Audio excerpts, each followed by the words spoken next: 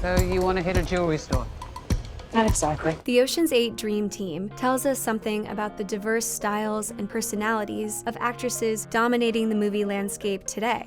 The female answer to Ocean's 11, Ocean's 8, carries on this tradition of constructing a squad of stars, each providing a necessary component. The characters in both draw heavily on the personas of the actors themselves, so the casting of Ocean's 8 reveals how much of our movie-watching experience comes from our ongoing relationships with the people we see on screen. Without thinking about it, we create a persona in our minds for every famous actor. A persona that's some combination of their most iconic roles, the bits we know about their personal lives, and whatever we've personally projected onto their characters over the years. So we bring all of that into the film. And this big ensemble movie, which has to be efficient in character setup, is relying on us to flesh out these people through our imagination process. So let's break down how each Ocean's 8 cast member matches up with Ocean's 11 and which ingredient they add to the star recipe.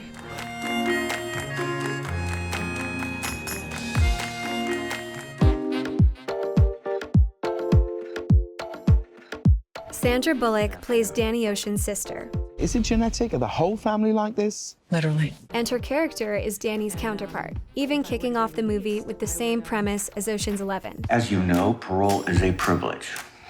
It's a mistake, but it happened. She gets out of jail with her mind set on assembling a team and planning the heist of the century. Do you know this woman? No.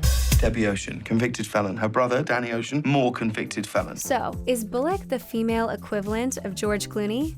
In many ways, yes. She's gorgeous, sure, but when you think of Bullock, you're more often thinking about her charisma and that mischievous twinkle in the eye. She's known for playing the relatable everywoman we can't help but root for. And this is no mean feat for an actress. Women in Hollywood tend to be sorted into specific categories or reduced to types, like the girl next door, the hot love interest, the best friend, or the quirky girl. But Bullock is the unicorn that's escaped being pigeonholed. She's played a broad variety of roles that show she's mastered the balance of authenticity, relatability, and charm that define the every woman. Those better be candy dishes. Cate Blanchett plays the number 2. Her character is supposed to be the yin to the main character's yang. She's elusive and stylish, while her friend represents a more standard relatability. And this is Blanchett to a T. She's always a little mysterious to us. And in many of her most famous roles, she's keeping some kind of personal secret. You don't think he figured you were lying and bailed out? Look, could you stop saying I was lying? God, okay, I may have dressed up a few facts and omitted a few unpleasant details, but in the main, I mean, my feelings, my ideas, my humor, I mean, isn't that who I am? Blanchett's ethereal beauty also makes her seem untouchable, or more than human. Blanchett's known for playing upper crust women. She also is a shapeshifter who can get into a more unconventional role. You know, I didn't come out of some cereal box. So unlike Bullock, Blanchett's no every woman. She's captivating because of how sophisticated and enigmatic she is. Even visually, Blanchett and Bullock have a strong contrast as the cool blonde and the down-to-earth brunette. Blanchett is the rusty Ryan to Bullock's Danny, and we can kind of see a connection between Blanchett and Brad Pitt in how the two fair-haired actors embody cool. Pitt, the ultimate Hollywood heartthrob, is also known for some mysterious, eccentric roles. I want you to hit me as hard as you can.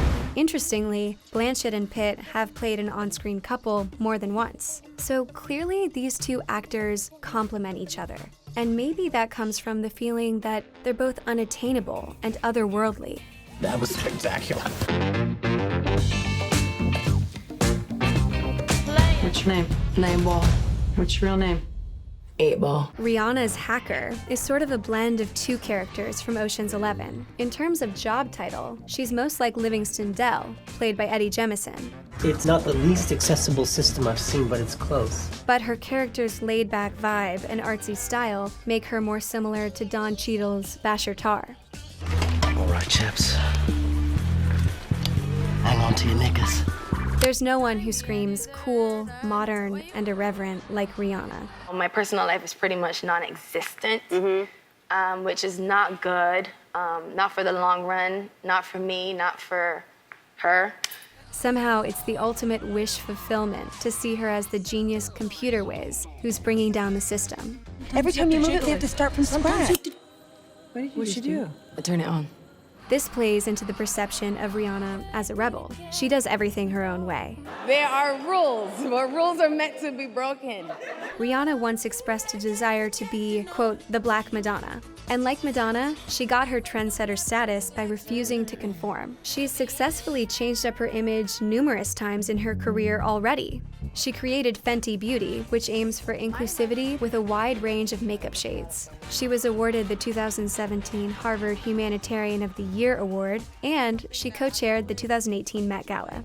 Now, in Ocean's 8, she's adding a new layer to her public persona. Game on.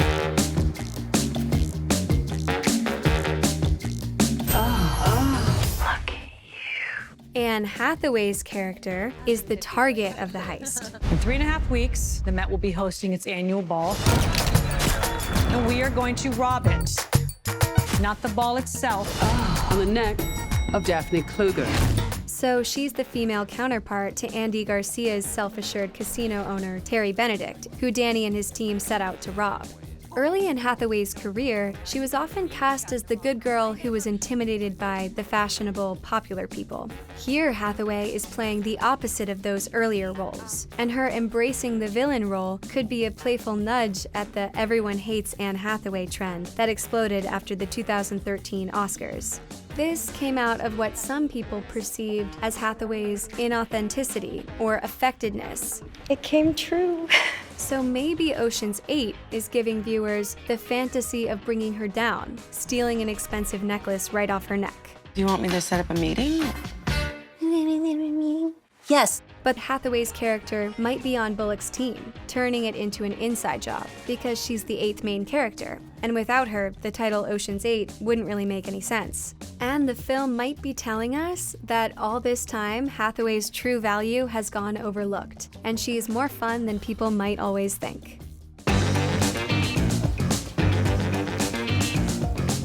Mindy Kaling doesn't have an obvious counterpart in Ocean's 11. Her role as an expert jewelry maker is all her own. How long would it take you to make 7 pieces of jewelry? 5 or 6 hours.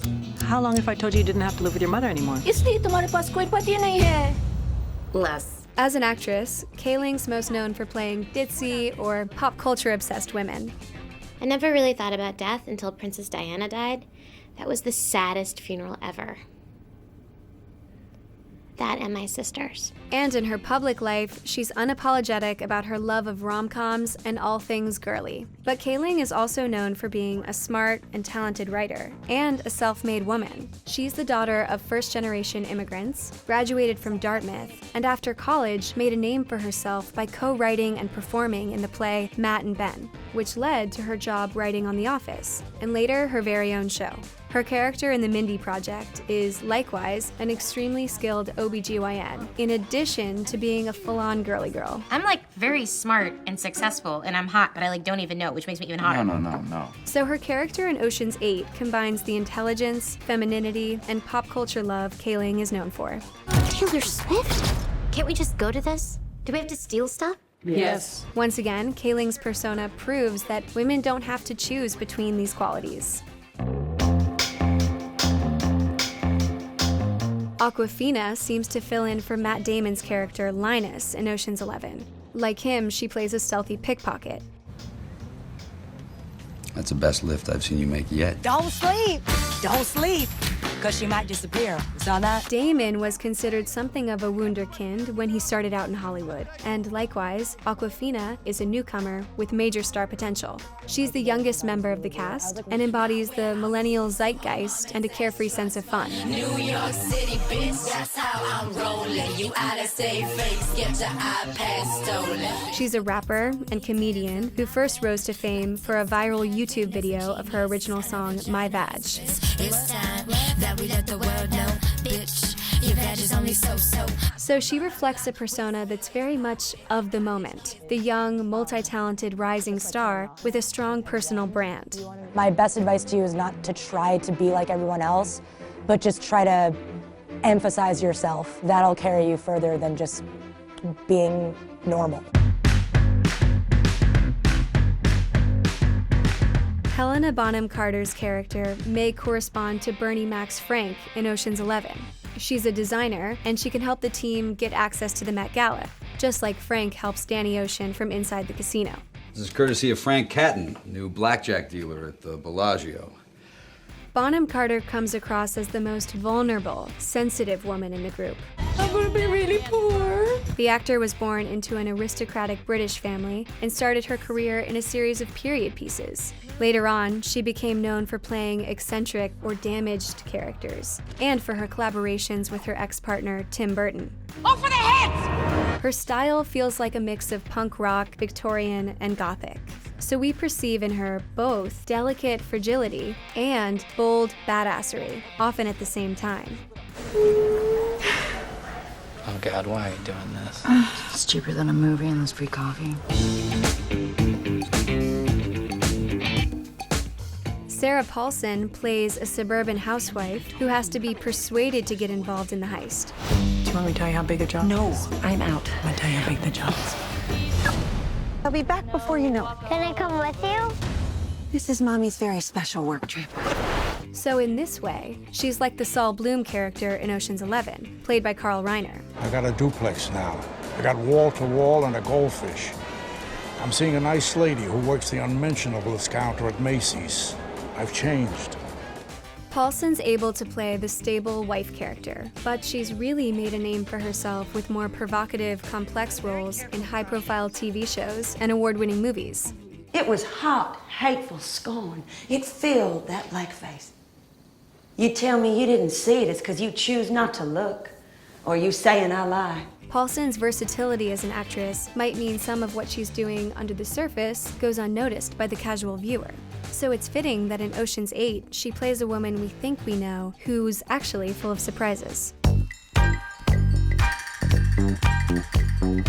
When Ocean's 11 came out in 2001, it wasn't that remarkable to see a movie with so many distinct male characters. It's long been normal for there to be many male parts in a story, and for the writing to focus on how they each vary subtly in personality. But even today, we rarely get to see 8 star actresses playing characters with individualized personalities in one movie. To have such a variety of female characters in a blockbuster like Ocean's 8 is a big step forward. So Ocean's 8 passes the Bechdel test with flying colors, and it follows other beloved female-driven films that have won our hearts over the years. Gender-swapped reboots of classic films are gaining traction because there's a desire to reimagine our old favorite movies through this new lens. To wonder what it would have been like to see a bigger range of female characters back in the day. Each of the women in Ocean's 8 is an icon in her own right, and now we get to see them all joining forces and redefining squad goals, taking Danny Ocean's idea of a great heist into a new era. 7 people. Why do you need to do this? Because it's what I'm good at. Hi guys, Susanna and Deborah here. If you like what we do and you want to help us grow, one of the best things you can do is support us on Patreon. We make special polls for our patrons where you can vote for a video you want us to make. And right now we're giving away 3 free months of Mubi, a really fantastic movie streaming service. Love Mubi. We're such fans. Awesome. And we're giving that away to a limited number of patrons, so be one of the first to go check it out. The link is right here.